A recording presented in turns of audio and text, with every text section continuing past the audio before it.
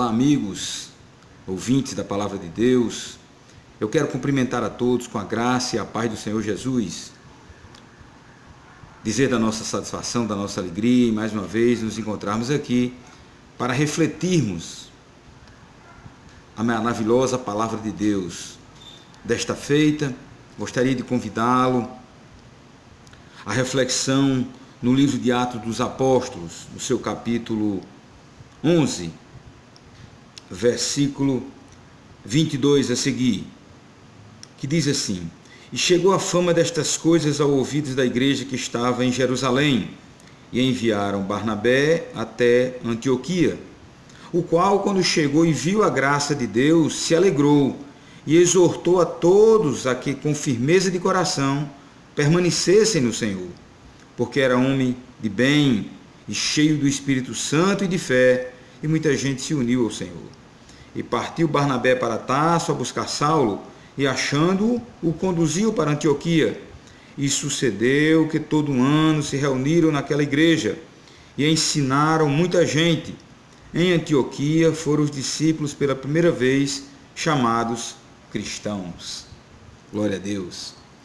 Queridos, o relato do livro de Atos dos Apóstolos, que alguns historiadores chamam de Atos do Espírito Santo,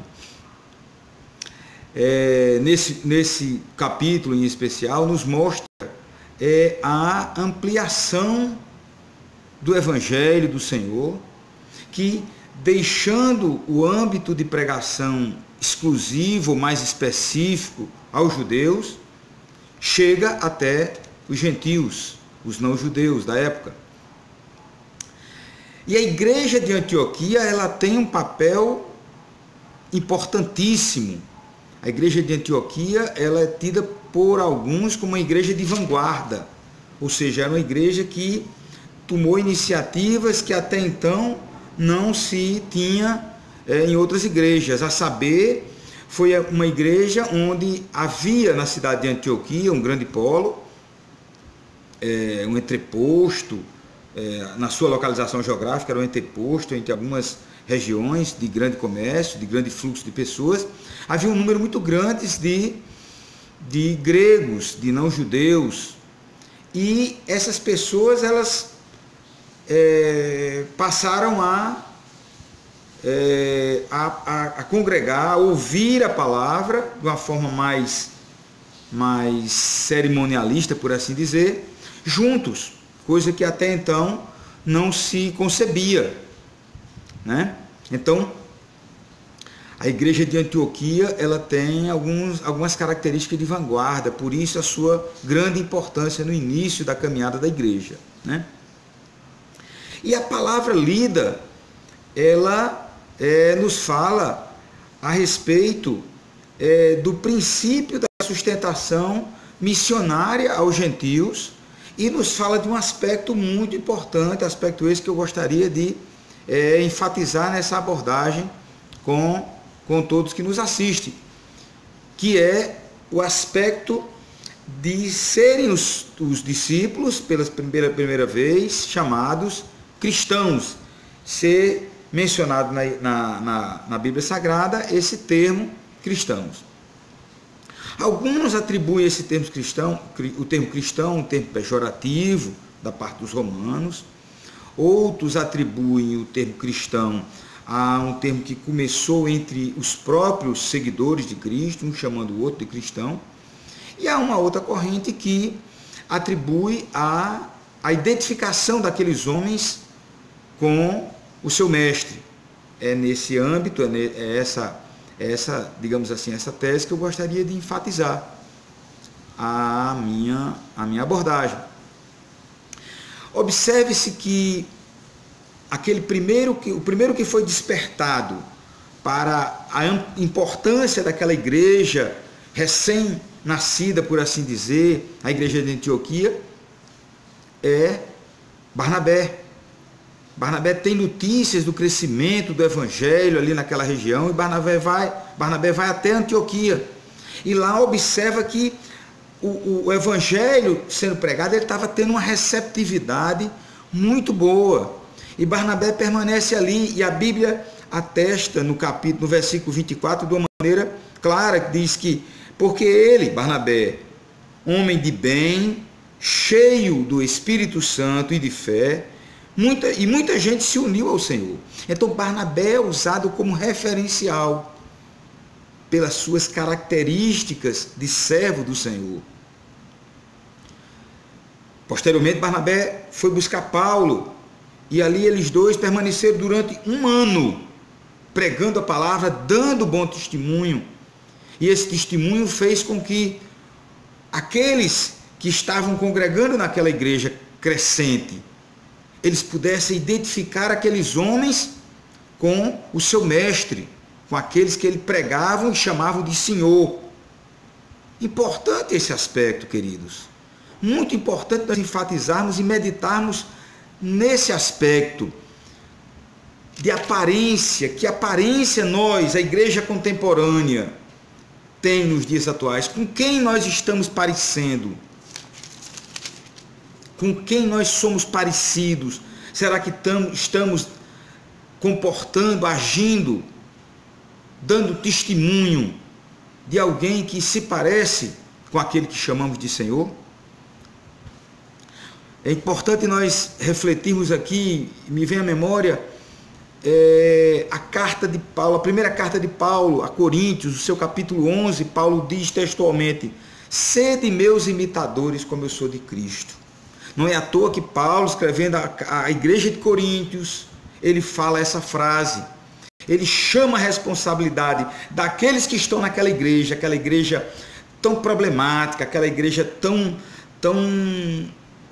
influenciada pela cultura grega, pela cultura helenista, aquela igreja de uma cidade cosmopolita, turbulenta, que afeita a pseudo-filosofia humana, estava perdendo a sua identidade.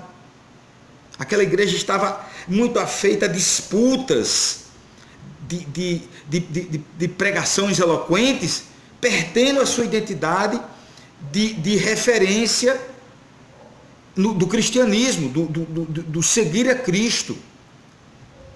Então Paulo chama a responsabilidade àqueles que estavam naquela igreja e diz: olha, sejam vocês meus imitadores. Interessante essa postura de Paulo.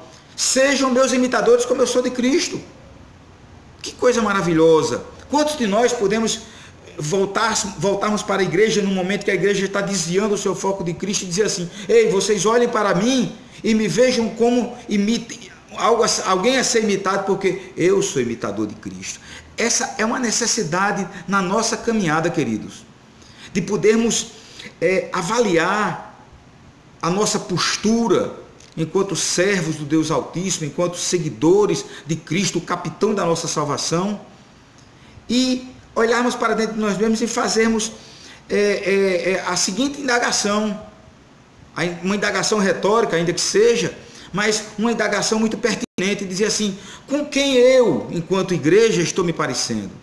Será que eu me pareço com Cristo humilde, que lavou os pés dos discípulos e disse que era para eles fazerem aquele gesto como um gesto de exemplo a ser seguido? Será que eu estou me parecendo com Cristo que, padecendo na cruz do Calvário, o Cristo perdoador, padecendo na cruz do Calvário, olhou para os seus algozes e disse: Pai, perdoa-lhes, porque não sabem o que fazem? Será que eu estou me parecendo com Cristo intransigente com as coisas do Pai, que ao chegar no templo viu o comércio que estava ali em volta do templo, fez uma zorrague de cordas e expulsou aqueles vendilhões daquele lugar? Será que eu estou me parecendo com Cristo caridoso, que olhando as multidões que o seguiam desde cedo, se preocupou com a fome daquele povo? Essas indagações, elas precisam estar muito enfáticas em nosso ser, em nosso coração, em nosso caminhar. Será que o meu foco tem sido Cristo? Eu tenho me preocupado em parecer com o meu Senhor? Ou será que nós estamos muitas vezes nos enredando, por assim dizer, numa contemporaneidade da igreja deste século, e esquecendo quem é o foco da minha fé, da minha caminhada, e me deixando me parecer com as coisas seculares desta era? Essa reflexão ela precisa ser ponderada, meditada, para que nós possamos, irmãos, cada dia mais e mais, ao sermos vistos pelo mundo, ao sermos vistos por aqueles que ainda não professam a mesma fé que nós, olhar para nós e dizer assim: sim, eu vejo nele a imagem do Cristo. Sim, eu vejo nele algo diferente daquilo que o mundo representa, do que o mundo é. E uma vez eu me parecendo com o meu Senhor, eu possa sim verdadeiramente mostrar para essas pessoas como eu proceder. Antes de que eu pregue, antes que eu abra minha boca, com o meu procedimento, dizer: é possível ser diferente num mundo tão igual na sua injustiça, é possível ser diferente num mundo tão igual na sua impiedade, na sua iniquidade. É possível ser parecido com o nosso Senhor e Salvador Jesus Cristo. Que possamos refletir e meditar nessa palavra e cada dia mais e mais buscar a aparência de Cristo em nossas vidas. Quero cumprimentar a todos na graça e na paz do Senhor Jesus. Até uma próxima.